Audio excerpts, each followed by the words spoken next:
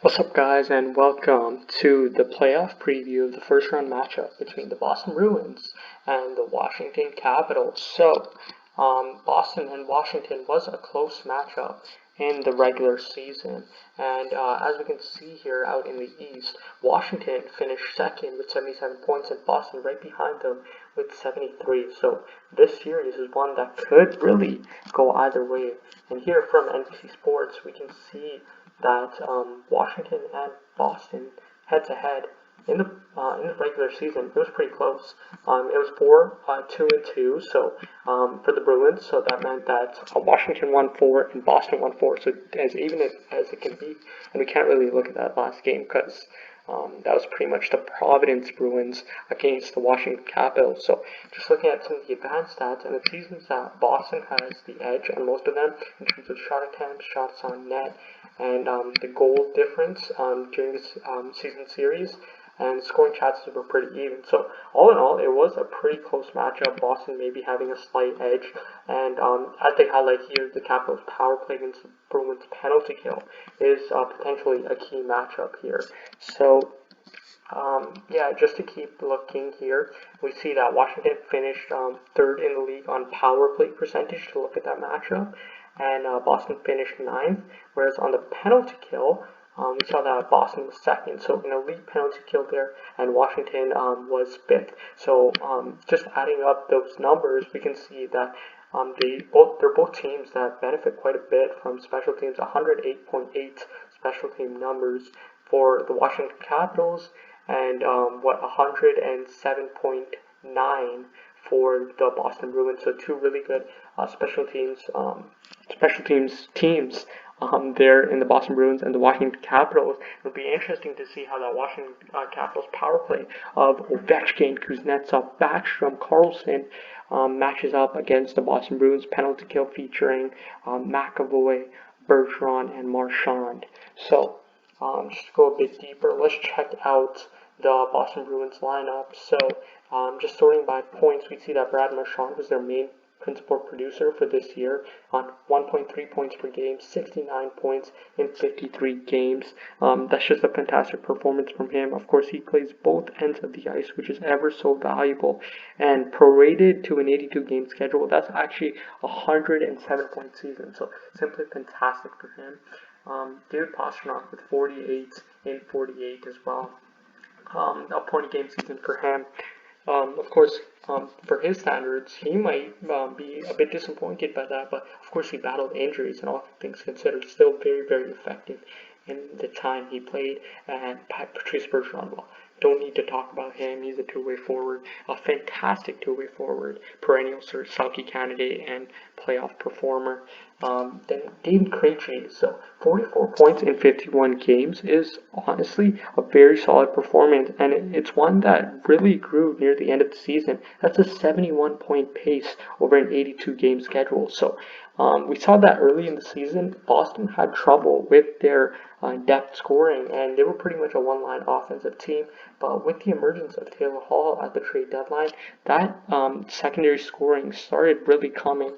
And Craig Smith, obviously, he was a fantastic offseason pickup for the Boston Bruins as well, playing great on that second line for them. Charlie McAvoy, we'll see here, he logs 24 minutes. So Boston has had quite a revamp on their defensive core, losing Zdeno Chara this offseason, and arguably more importantly, Torrey Krug as well. So two parts of their top six that are also important in the locker room, both been lost. But Charlie McAvoy, man, he stood up and he stood up well. He's been a Norris candidate this year. And Mike Riley, trade deadline pickup, is solid. Matt Grzelcyk, he stepped up as well in that increased role and been fantastic. Brad Marchand, very, very good as always. So, just looking the other side here, let's look at more into Taylor Hall. So, he was acquired at that trade deadline for pennies on the dollar compared to what he usually produces. And let's see his this season performance here if it shows us. This is into the playoffs right now. So regular season, we have in 37 games, he only scored 2 goals for the Buffalo Sabres, had 17 assists to add. So he had only 1 power play goal or one power play goal all season, which meant he only scored one even strength all year. And I think this is the key metric here, where you see a 2.3% shooting percentage for him, which is just way too low considering his career average is about 10. Now, it's true that he's shooting a bit high, 16.7 since coming from Boston, so it's likely to regress as well. But even scoring at the 10% rate, he's a fantastic play driver, a fantastic playmaker, and he really adds that secondary scoring element to the Boston Bruins. And he hasn't played many playoff games in his career, and with him kind of having that reputation of being a player who can't really be a great be a great part of a team and kind of doesn't give the effort. So I think he's going to be quite motivated to show, to prove the doubters wrong here. And we see that in his actual playoff games in the past, 12 points in 14 games. So we tell tales about Taylor Hall not being a performer in key moments, but he's definitely done it in the playoffs in the past, at least to some extent. So let's move on to the Washington Capitals here.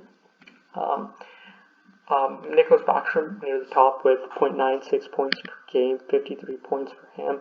Then there's John Carlson, of course, the offensive defenseman from the back end, quarterbacking that power play that is so important for the Washington Capitals' success. And TJ Oshie, sneaky solid year for him as well, with 43 points in 53 games. That's around a 60-point pace for him, so pretty solid. 42 points and 45 for Ovechkin, as well as 24 goals. He wasn't really in a Rocket Richard race this year. Austin Matthews kind of ran away with it, but still, not a bad year. It's prorated to 44 goals over an 82-game season, which is low for OV standards, but still, very good contribution from him. Tom Wilson. He's been a point of contention throughout the NHL for the past few weeks, and he can definitely be a key playoff performer here. Some people would say that he shouldn't even be playing in these playoffs, but alas, he is, and he's going to be trying to get on the nerves of many people, and that might affect many lineup decisions that the coaches make on either sides. And so we see Jacob Vrana there, and we also see on the other end of it, on the other end of the trade, who they acquired is Anthony Mantha, who we see there, 8 points in 14 games since they picked him up. So they'll be looking for a lot from Anthony Mantha. And as he is a player who's never played in the playoffs before, is on a new team, he's going to look to make a mark. And he's got the heavy style of play that might be well suited for the playoffs. So it'll be definitely interesting to see how he goes.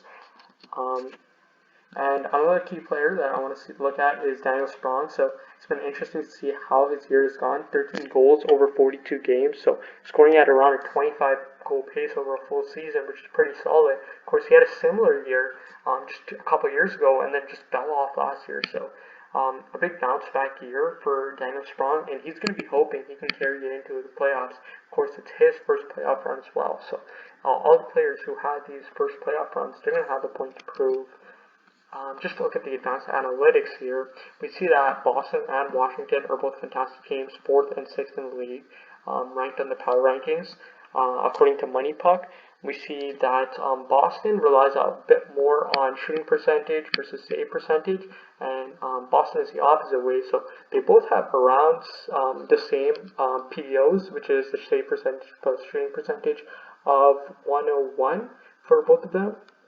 So it's going to be an interesting matchup. It seems that none of the teams have got extremely lucky. They're just both good teams, constructed in different ways. So it'll be interesting to see how everything is there. Expected goals, even strength, it's pretty similar. Boston a bit higher. Shot attempt, same thing for Boston there. Just to look at some potential lineups, of course, nothing is set in stone, but I think that addition of Taylor Hall, man, these trade deadline acquisitions, I gotta give my props to Don Sweeney. He's done a fantastic job bringing in Taylor Hall, who's fit in extremely well there and been a great play driver on that second line. Bringing in Curtis Lazar, yet another depth forward as the unspoken part of that trade, and also bringing in Mike Riley, who's now playing top 4 minutes for the Boston Bruins, and they paid barely anything to get him out of Ottawa. So well done on all fronts there for the Bruins general manager, and we see that Boston's forward lineup now, it looks like it has a sneaky amount of depth here. Although I think that third line, they'd like to see them scoring out of it, but it'll be interesting to see if DeBrusque and Kasha can step up their games, and of course Coyle does what he does best. He's on a big boy contract, so they're going to look for some production out of him. We have Richie, Corrali, and Lazar here on the fourth line, but Frederick can also suit in, especially if they want some more grit to go up against Tom Wilson. We got Chris Wagner there as well, and on the defensive end, they have a very solid top pair, one of the best pairings in the NHL, and Charlie McAvoy and Matt Grizzly.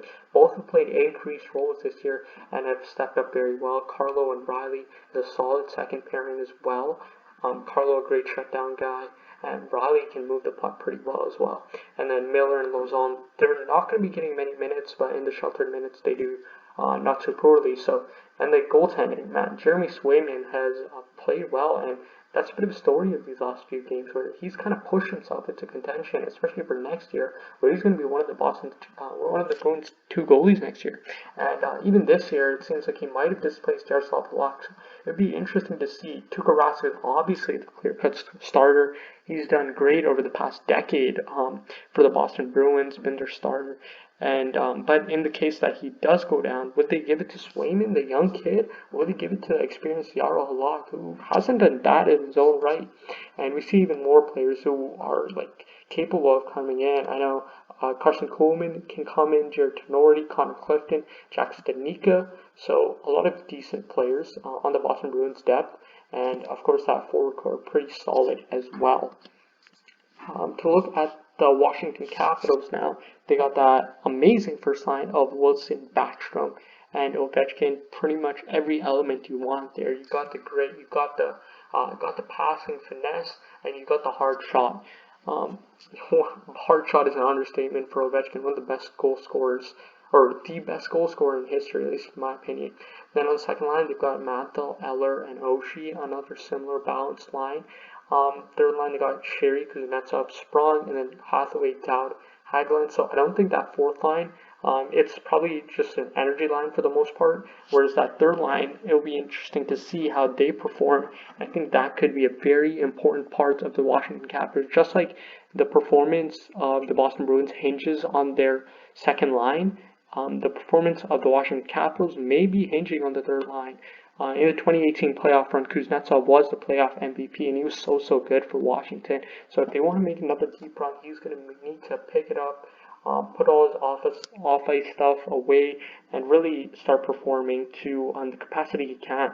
On the defense, Carlson and Orlov is a fantastic player. Dylan and Van Riemsdyk, he's not as good, and I would probably take the Boston Bruins second pairing over the Washington Capitals, and in third pair, they got a couple vets in Chara and Schultz. They've got some depth they can bring in too, and Raffle, Jensen, Phoenix Copley if they need a goalie, and Michael Kempney as well.